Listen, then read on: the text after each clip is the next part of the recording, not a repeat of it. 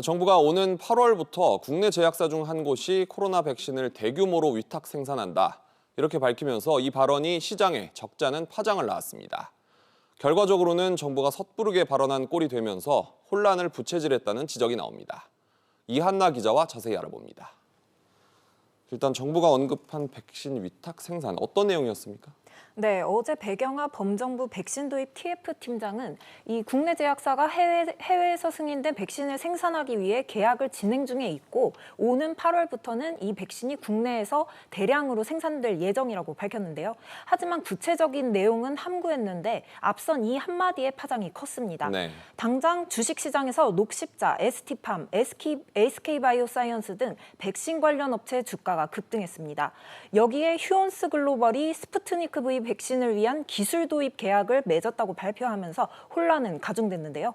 정부가 말한 계약이 러시아 백신을 뜻하느냐는 질문이 방역 당국으로 몰리자 급기야 정부가 나서 러시아의 스푸트니크 V 백신은 아니다. 이렇게 해명까지 낼 정도였습니다. 한마디로 아직 진행 중이다. 그러니까 확정이 안 됐다는 건데 방역당국이 이렇게 섣부르게 언급한 이유가 뭡니까? 네, 방역당국은 백신 수급이 불안정한 상황에서 정부의 노력을 좀 알리고 국민들의 불안감을 줄이기 위해서였다고 설명했습니다. 네. 최근 미국 등 일부 국가들이 백신을 싹쓸이하면서 국내 접종 계획이 틀어질 수 있다는 우려까지 나오자 정부가 이례적으로 이렇게 추진 중인 백신 계약을 공개한 것으로 보여집니다. 네. 이 정부의 어려움을 모르는 바는 아니지만 당국이 나서서 혼란을 부채질한 것 아니냐 이런 비난은 피할 수 없을 것으로 보입니다. 그렇군요. 코로나 확산 상황도 보죠. 확산세가 좀처럼 가라앉지 않고 있는데 거리두기 단계가 올라갈 가능성이 더 커졌다고 봐야 할까요?